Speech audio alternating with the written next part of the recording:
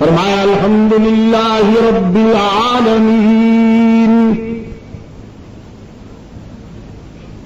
حمد و تعریف کے سارے مفہوم بس اسی کے لیے مخصوص ہیں جو عالمین کا رب ہے۔ الحمدللہ رب العالمین،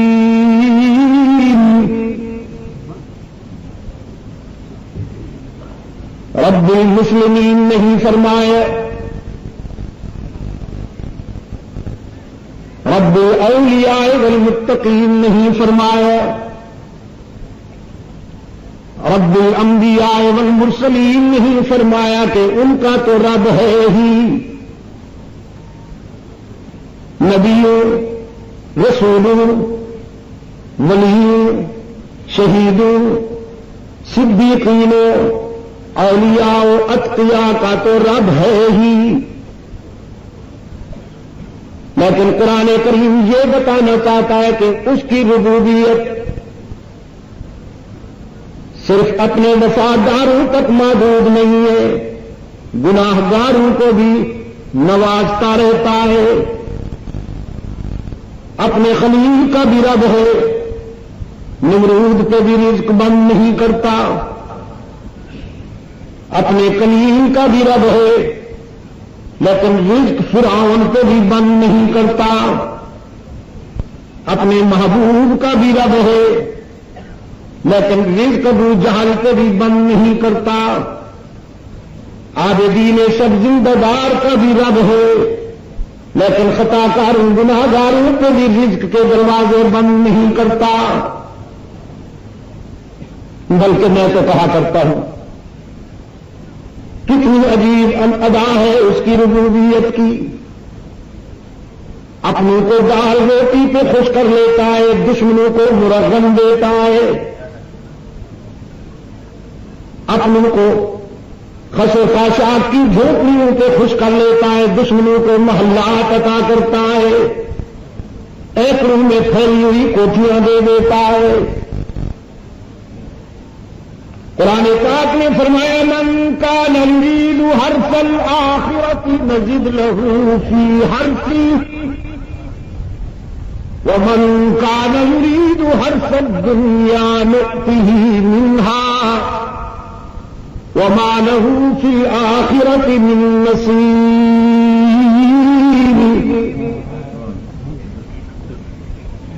ہم سے جو آخرت مانگتا ہے ہم اسے آخرت دیتے ہیں، اور جو ہم سے دنیا مانگتا ہے ہم اسے دنیا دیتے ہیں، لیکن فرق ہے، ہم سے جو آخرت مانگتا ہے ہم آخرت دیتے وقت اس کے مطالبے کو نہیں دیکھتے، اپنے فضل و کرم کے مطابق دیتے ہیں۔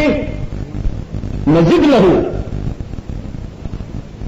ہم آخرت مانگنے والوں کا دامن بھر دیتے ہیں، اس کے مطالبے سے بھی زیادہ دیتے ہیں۔ وہ اتنا مانگتا ہے تو ہم اتنا دیتے ہیں، وہ اتنا مانگتا ہے تو ہم اتنا دیتے ہیں۔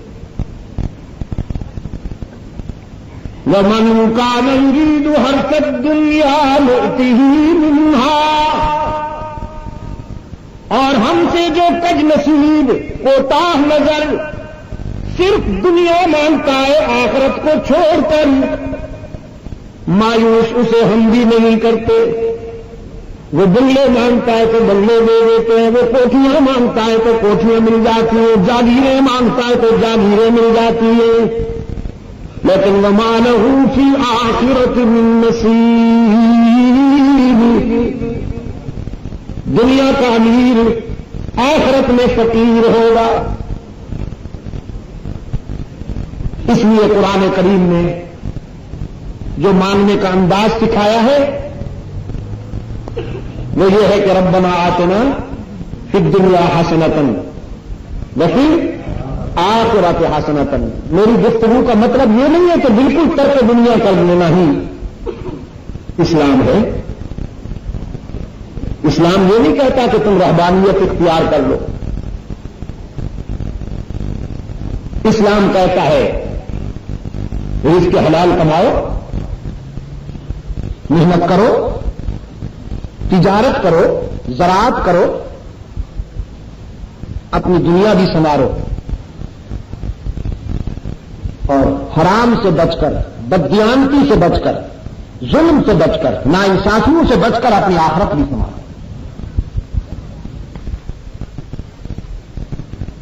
فرمایا اذا سالک عبادی عنی فإنی قریب اجیب دعوت الداعی اذا دعان فلیستجیبوا لی وَلْيُؤْمِنُوا بِي لَعَلَّهُمْ يَرْشُدُونَ۔ محبوبم، میرے بندے آپ سے میرا پتہ پوچھتے ہیں، اللہ سے ملنا ہے، کہاں ملے گا؟ رب العالمین نے فرمایا انہیں بتا دیجئے، انی قریب، میں تو تمہارے قریب رہتا ہوں۔ الہ العالمین کتنا قریب ہے تو، تجھ سے ملنے کے لیے کتنے دنوں، ہفتوں، مہینوں یا سالوں کے سفر کی تیاری کی جائے؟ فرمایا نحن اقرب الیہ من حبل الورید، میں تو تمہاری رگ حیات سے بھی زیادہ قریب ہوں۔ میں نے اپنی رہائش کے لیے، ٹھکانے کے لیے کہیں دور دراز محل تعمیر نہیں کیا، میں تو وسط قلب میں رہتا ہوں، تیرے دل کی گہرائیوں میں رہتا ہوں۔ دل کے آئینے میں ہے تصویر یار، جب ذرا گردن جھکائی دیکھ لی، جب اتنا قریب ہوں بلکہ اقرب ہوں تو ادعونی استجب لکم، مجھے پکارو نا، میں تمہاری دعا و پکار کو سننے کے لیے ہر وقت تیار رہتا ہوں۔ گناہگاروں اور خطاکاروں کی روحیں تڑپتی ہیں، الہ العالمین زندگی خطاؤں میں اور ٹھوکروں میں گزر گئی، کس منہ سے تیرا نام لیں، کس منہ سے سوالی بن کر آئیں؟ رب العالمین نے فرمایا نبی عبادی انی انا الغفور الرحیم، اپنی خطاؤں اور گناہوں سے گھبرا جانے والے میرے خطا کار بندوں کو اطلاع دے دیجیے، تمہارے گناہ میری رحمت کا مقابلہ تو نہیں کر سکتے، تمہاری خطائیں میری شفقت کا مقابلہ تو نہیں کر سکتی۔ فرمایا من یعمل سوءا او یظلم نفسہ ثم یستغفر اللہ یجد اللہ غفورا رحیما، جس نے بہت خطائیں کی ہوں، زندگی کے سفر میں قدم قدم پہ ٹھوکر کھائی ہو، لیکن جب شرمندہ ہو کر میرے در پہ سوالی بن کر آئے گا تو مجھے غضبناک نہیں پائے گا، مہربان پائے گا۔ بلوچستان کے روشن ضمیروں، باقی جہاں جاؤ گے لوٹے جاؤ گے، دنیا کے جتنے بھی آستانے ہیں جہاں جاؤ گے لوٹے جاؤ گے۔ یار لوگوں نے جھنڈیاں لہرا رکھی ہیں، قبریں سجا رکھی ہیں، زلفیں بڑھا رکھی ہیں، جی چادریں چڑھا رکھی ہیں، اور کہا جاتا ہے کچھ لے کے آؤ گے تو کچھ لے کے جاؤ گے، خالی ہاتھ آؤ گے تو خالی ہاتھ جاؤ گے۔ لیکن رب العالمین کے در رحمت سے ہر وقت صدا آتی ہے، کچھ نہ لے کے آؤ، سب کچھ لے کے جاؤ، خالی ہاتھ آؤ، دامن بھر کے جاؤ۔ فرمایا باز آ باز آ، ہر آنچ ہستی باز آ، گر کافرو گبرو بت پرستی باز آ، ای درگہ ماں درگہ نومیدی نیست، صد بار اگر توبہ شکستی باز آ، او خطا کار اگر 100 مرتبہ توبہ کر کے توڑ بیٹھا ہے، لا تقنطوا من رحمت اللہ، مایوس ہونے کی کوئی بات نہیں، ایک مرتبہ پھر میرے در پہ آ کے دیکھ، جبین نیاز جھکا کے دیکھ، طلب کا دامن پھیلا کے دیکھ، ندامت کے آنسو بہا کے دیکھ، میرے فضل و کرم کو آزما کے دیکھ، تیرے آنے میں دیر ہے، میرے راضی ہونے میں دیر نہیں ہوگی۔ تانا بھی نہیں دیتا، معاف کر دیتا ہے۔ حدیث قدسی ہے، سرکار دو عالم صلی اللہ علیہ وسلم نے فرمایا، میرا رب کہتا ہے جب کوئی سفید ریش گناہگار جس نے پوری زندگی بغاوت میں گزار دی ہو، جس کے نامہ اعمال میں ایک بھی سجدہ نہ ہو، ایک بھی رکوع نہ ہو، زندگی ٹھوکروں میں گزار دی، جوانی کی ترنگ میں، شباب کے نشہ میں، دولت کے غرور میں، لیڈری کی ہوس میں، برادری کے تکبر میں اکڑ کے زندگی گزار دی، اللہ کے حضور کبھی سجدہ ریز نہیں ہوا، لیکن اب زندگی کی شام ہو گئی، بالوں میں چاندی اتر آئی، آنکھوں سے بینائی رخصت ہو گئی، اعصاب ٹوٹ پھوٹ گئے، کمر جھک گئی، دانت گر گئے، بیماریوں نے یلغار کر دی، میدا کچھ ہضم نہیں کرتا، اولاد بھی پرواز کر گئی، عزت کرنے والے بھی عبرت کی نگاہوں سے دیکھنے لگے، اب ساری دنیا سے مایوس ہو کر یہ بوڑھا گناہگار آنسو کی برسات میں رات کے سناٹے میں اللہ کے در پہ آتا ہے کہ تنگ دستی کے جو عالم میں گھبراتا ہوں، پر درے غیر پہ جاتے ہوئے شرماتا ہوں، ہاتھ پھیلانے میں محتاج کو غیرت کیسی، شرم اتنی ہے کہ بندہ تیرا کہلاتا ہوں۔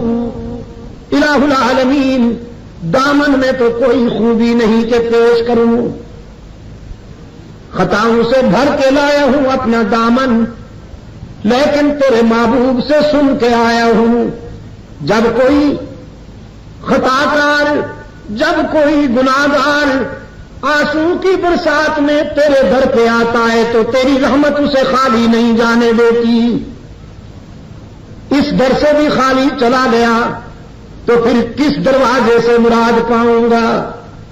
رب العالمین نے فرمایا، میرے محبوب اسے اچھی طرح جانتا ہوں،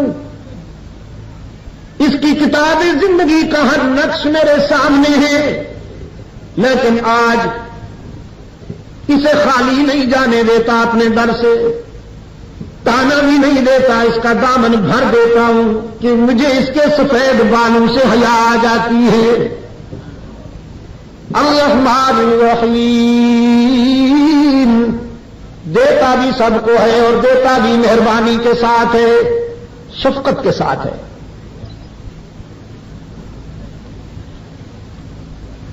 دوسرا جملہ، تیسرا جملہ فرمایا، مالک یوم الدین، سزا و جزا کے دن کا مالک و مختار بھی وہی، سب اس کے در پہ مانگنے والے، مختار کل کون؟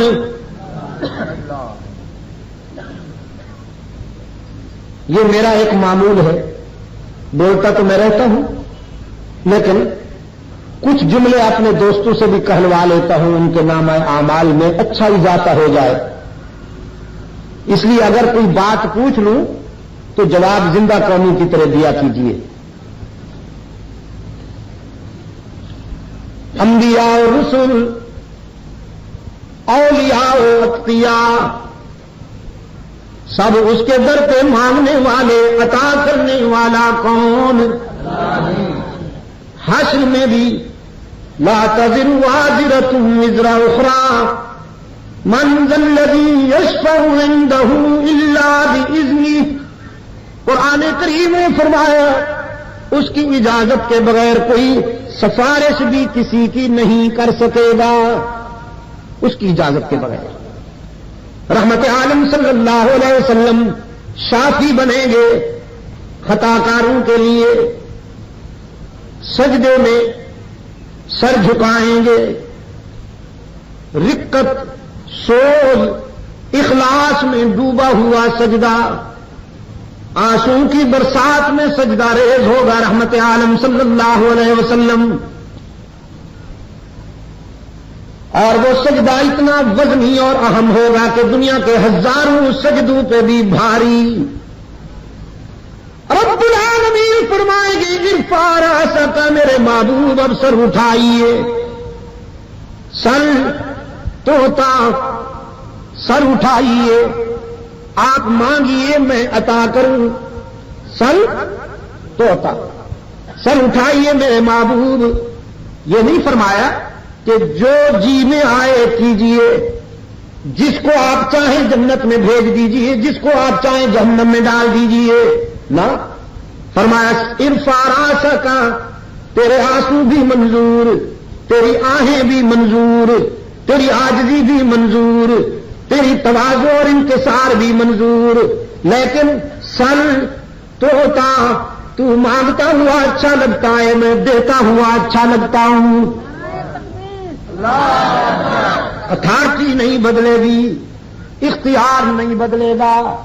تو سوالی میں داتا، تجھ سے بہتر مانگنے والا کوئی نہیں اور مجھ سے بہتر دینے والا کوئی نہیں۔ نعرہ تکبیر، نعرہ تکبیر۔ مالک یوم الدین، مختار کل کون؟ ٹھوکر کھائی ہے عجم کے فنکاروں نے، ٹھوکر کھائی ہے حلوائیوں نے، جنہوں نے پیغمبر کو مختار کل مان لیا۔ حق کے روشن ضمیروں، بلوچستان کے روشن ضمیروں، میرا دل کہتا ہے اگر سارا اختیار رحمت للعالمین کے پاس ہوتا تو پوری انسانیت میں سے رحمت عالم کی شفقت کسی ایک کو بھی جہنم میں نہ جانے دیتی، خالی رہ جاتی جہنم خالی۔ اس لیے کہ یہاں تو انتقام کا ذوق ہی نہیں ہے، یہ تو حریف جا کا بھی چارہ گر ہے، یہ تو قاتل کو بھی معاف کرنے کا ظرف رکھتا ہے۔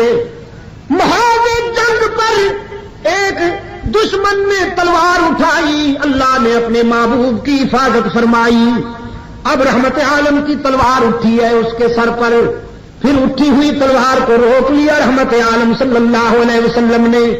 پلٹ کے دیکھا فاروق اعظم عقب میں کھڑے تھے، عقابی نگاہوں سے اپنے قائد کی عسکری اداؤں کا نظارہ کر رہے تھے۔ رحمت عالم صلی اللہ علیہ وسلم نے اپنی تلوار ابن خطاب کو دیتے ہوئے فرمایا عمر اس سے تم نمٹو۔ فاروق اعظم نے شمشیر رسالت کو کلیجے سے لگا لیا، سینے سے لگا لیا، عرض کیا اللہ کے محبوب او میرے قائد اعظم صلی اللہ علیہ وسلم، میں تو اس سے نمٹ لوں گا، لیکن آج میرا یہ ذوق تھا، میں دیکھنا چاہتا تھا کہ شمشیر رسالت کے جوہر رسول کے ہاتھوں سے دیکھوں، میں چاہتا تھا کہ آج آپ کی تلوار سے کوئی کافر کٹ کر گرے، وہ تڑپے اور میں اپنے جذبہ حریت کو جلا دوں۔ رحمت عالم صلی اللہ علیہ وسلم نے فرمایا میرے عمر تو جانتا نہیں کہ نبی کا قاتل اور نبی کا مقتول دونوں دائمی جہنمی ہوا کرتے ہیں، جو کسی نبی کو قتل کرے وہ بھی دائمی جہنمی، اور جو کسی نبی کے ہاتھوں سے قتل ہو جائے وہ بھی دائمی جہنمی۔ میرے عمر محمد انسانوں کو جہنم سے نکالنے آیا ہے، جہنم میں دھکیلنے تو نہیں آیا۔